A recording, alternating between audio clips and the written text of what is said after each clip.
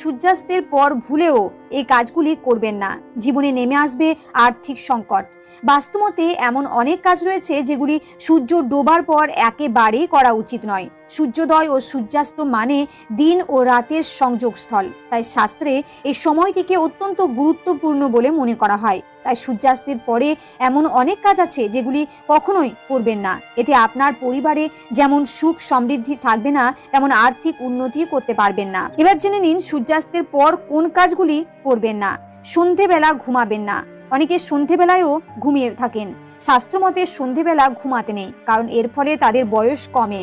পাশাপাশি বাড়িতে নেতিবাচক শক্তির প্রসার ঘটে। আবার ধর্মীয় দৃষ্টিতে মনে করা হয় সন্ধেবেলা লক্ষ্মীর আগমন ঘটে। এ সময় পরিবারের সদস্যদের ঘুমাতে দেখলে দেবী রুষ্ট হয়ে চলে যান। সূর্যাস্তের পর বাড়িতে ঝাঁট দিতে নেই। সূর্যাস্তের পর কখনো বাড়িতে বা উঠোনে ঝাঁট দিতে নেই, কারণ এটি আর্থিক অনটনকে স্বাগত